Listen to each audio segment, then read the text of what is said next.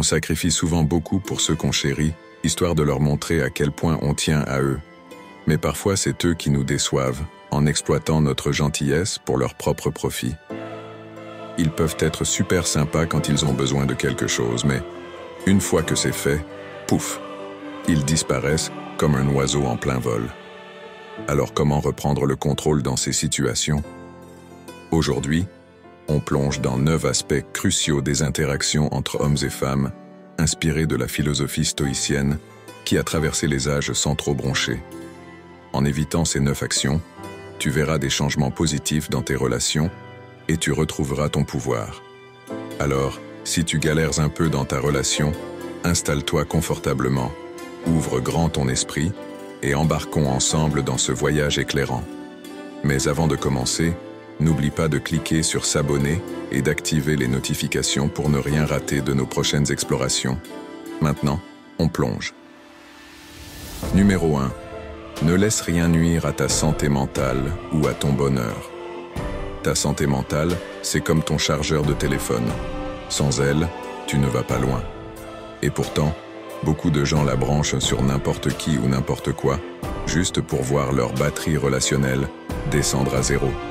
Quand tu donnes toute ton énergie pour satisfaire les autres, tu te retrouves vite à sec pendant qu'eux continuent tranquillement leur chemin. Prioriser le bonheur des autres, c'est comme donner ta dernière part de pizza à quelqu'un, alors que tu meurs de faim au fond. Pourquoi? Parce qu'au final, tu es frustré et l'autre ne comprend même pas pourquoi tu fais la tête. Quand tu laisses tout et tout le monde envahir ton espace mental, tu te transformes en paillasson humain. C'est pratique pour eux, mais horrible pour toi.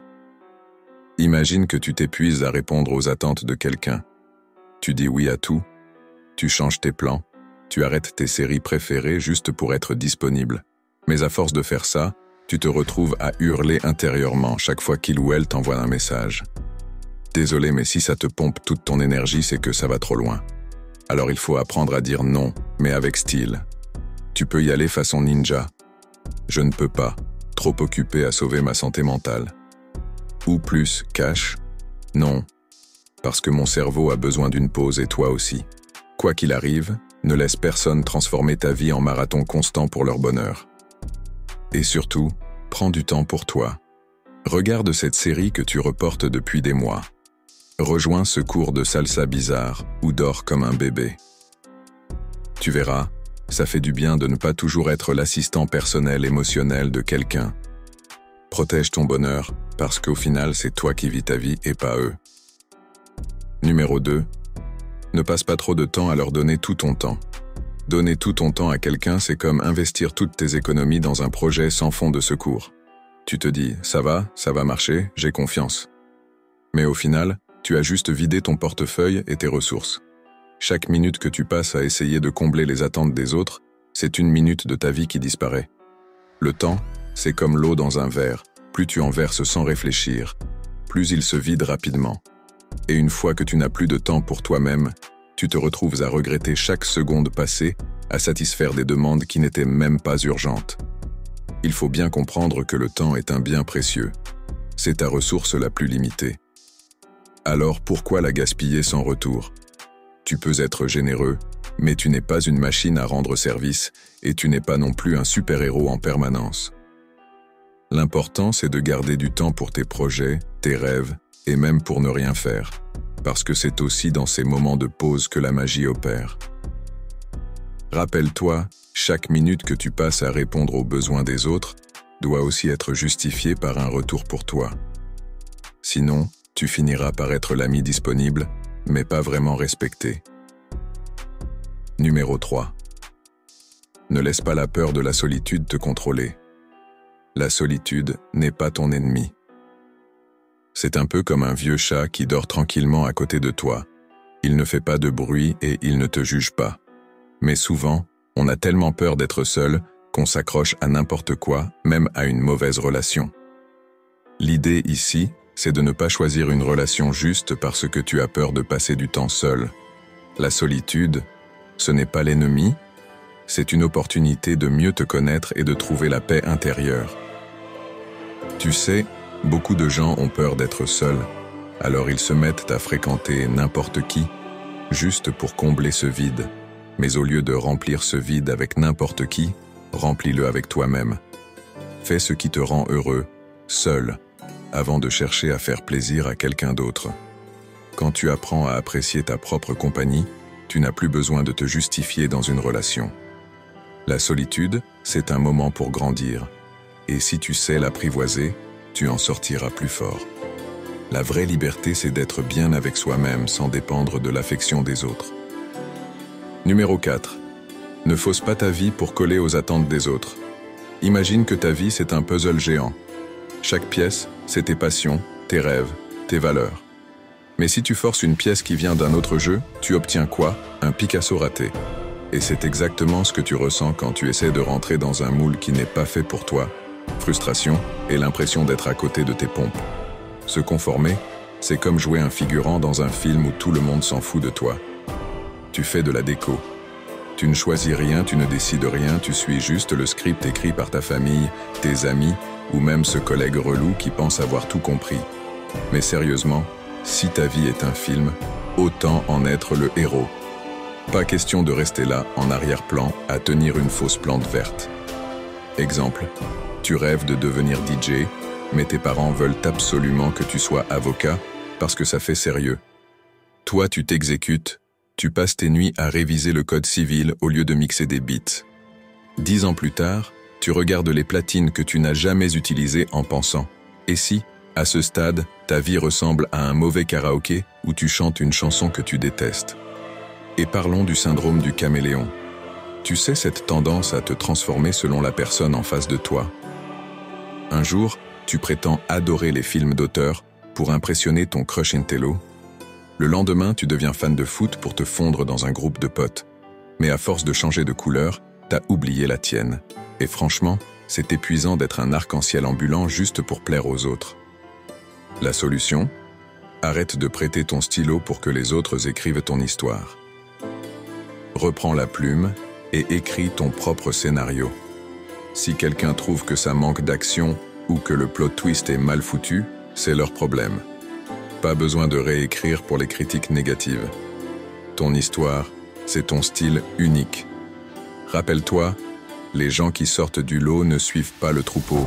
Ils dansent sur leur propre musique, et même si t'as 2 pieds gauches, danse. Parce que ceux qui brillent sont ceux qui osent. Et toi aussi, tu peux briller. Même si c'est pas en devenant le prochain Einstein, tu peux au moins devenir le meilleur toi-même. Numéro 5. Ne dis pas oui, juste pour les satisfaire. Si tu dis oui à tout, tu risques de te retrouver avec une liste d'obligations qui ressemble à un menu de restaurant où chaque plat est une souffrance. Tu finiras par te retrouver dans une situation où tu dis oui pour éviter les conflits, mais au final, tu as perdu le contrôle. Imagine-toi en train de faire tout ce que les autres veulent, tout en oubliant tes propres désirs. Très vite, tu deviendras cette personne qui fait tout pour faire plaisir, mais qui finit par s'épuiser à force de se plier en 4. Le vrai pouvoir vient de ta capacité à dire non, même quand ça semble difficile. Dire non ne veut pas dire être égoïste, ça veut juste dire que tu mets des limites. Si tu ne le fais pas, tu risques de devenir cette personne qui dit oui tout le temps mais qui, au fond, est complètement vide. Apprends à prendre soin de toi avant de prendre soin des autres. Dire non ne te rend pas mauvais, ça te rend juste humain. L'important, c'est de te respecter et de ne pas t'oublier pour faire plaisir à tout le monde. Et si quelqu'un ne comprend pas ça, ce n'est pas ton problème. Numéro 6. Ne repousse pas amis et famille pour quelqu'un d'autre. Tu sais ce qu'on dit? Ne coupe pas les ponts avec tes proches juste parce que tu as trouvé quelqu'un d'autre. C'est un peu comme abandonner ton canapé ultra confortable juste pour t'installer sur une chaise qui grince. Ça peut paraître fun au début, mais quand le vent se lève, tu vas regretter la stabilité. Tes amis et ta famille sont là pour toi depuis toujours, donc les négliger pour une nouvelle personne dans ta vie, c'est un peu comme échanger un confortable canapé contre un siège en métal froid. Bien sûr, une nouvelle relation est excitante, mais ne te laisse pas emporter au point de négliger ceux qui t'ont toujours soutenu. Ils sont là dans les moments de fête comme dans ceux de galère. Et soyons clairs, les amis et la famille ne sont pas là juste pour te donner des conseils pendant tes moments difficiles. Ils sont là pour te rappeler d'où tu viens et ce qui te rend spécial. Si tu te perds dans une nouvelle relation et que tu t'éloignes d'eux, tu risques de te retrouver seul quand cette relation ne sera plus ce que tu attendais. Alors oui, l'amour, c'est génial. Mais n'oublie pas d'équilibrer avec ceux qui t'ont vu grandir. Sinon, un jour tu te retrouveras sans canapé, sans famille et sans amis. C'est pas le genre de situation dans laquelle tu veux te retrouver. 7. Arrête de chercher l'approbation des autres. Chercher l'approbation, c'est un peu comme jouer à cache-cache avec un fantôme. Tu cours partout, tu te donnes à fond, mais à la fin, tu ne gagnes jamais. C'est épuisant. Et franchement, c'est pas toi qui devrais courir après les autres. C'est eux qui devraient de faire la queue pour valider ton génie. Imagine, tu passes 1 heure à choisir une tenue, juste pour que tes potes te disent « pas mal ». Tu postes une photo sur Instagram, et tu actualises toutes les 2 minutes pour voir combien de likes tu as. C'est comme si ta valeur personnelle dépendait du bouton « j'aime ». Mais attends, depuis quand Mark Zuckerberg décide si t'es cool ou pas? Le pire, c'est quand tu adaptes tes choix pour plaire aux autres. Tu voulais commander une pizza 4 fromages, mais quelqu'un a fait une grimace, alors tu te rabats sur une salade. À ce rythme-là, tu finiras par vivre une vie qui ressemble à une mauvaise parodie. Pas drôle, pas authentique et surtout pas toi. Chercher l'approbation, c'est comme marcher en talons aiguilles sur un chemin de gravier. Ça fait mal et au bout d'un moment, tu te demandes pourquoi tu t'infliges ça. Parce que devine quoi, les gens n'ont pas besoin de valider tout ce que tu fais. Pourquoi? Parce qu'ils sont trop occupés à chercher leur propre validation. C'est le cercle vicieux de l'humanité. Chacun pense que l'autre a la réponse, alors que personne n'a même lu la question. La vérité, c'est que les gens ont des opinions sur tout, et souvent, leurs critiques sont aussi utiles qu'un parapluie sous la douche. Si tu passes ton temps à écouter leurs remarques, t'auras juste une liste infinie de trucs à changer et au final, t'auras perdu ce qui fait de toi, toi. Alors que faire? Apprends à te valider toi-même. T'es pas un billet de 100 €, tout le monde ne va pas t'aimer, et c'est ok. L'important, c'est de te plaire à toi-même. 8. Ne révèle pas tout de ton passé, surtout les moments difficiles.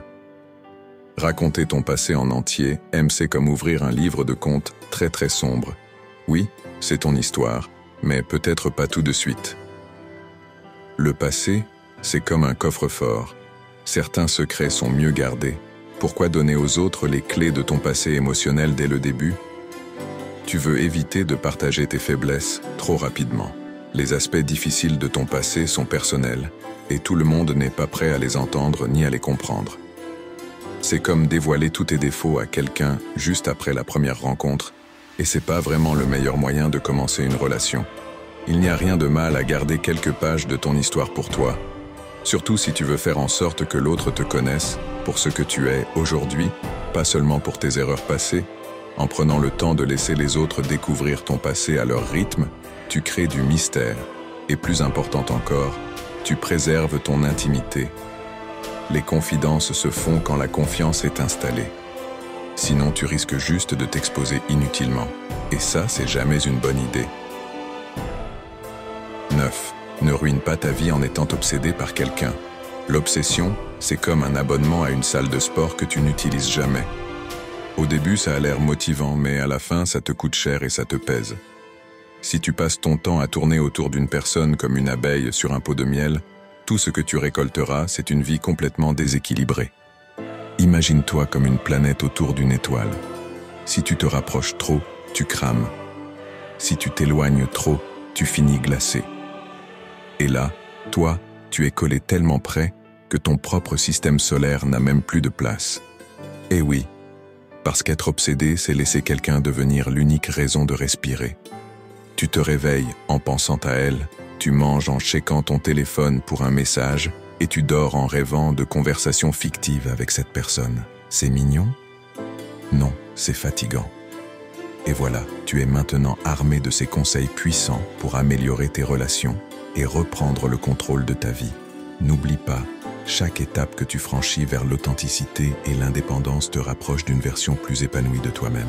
Si tu as aimé cette vidéo et que tu veux continuer à explorer des stratégies qui t'aideront à grandir, à t'affirmer et à vivre selon tes propres règles, n'oublie pas de t'abonner à la chaîne. Si tu veux savoir les choses bizarres que seuls les hommes Sigma font, clique sur la vidéo qui va apparaître à droite de l'écran. À très bientôt pour de nouvelles aventures, et surtout, reste fidèle à toi-même.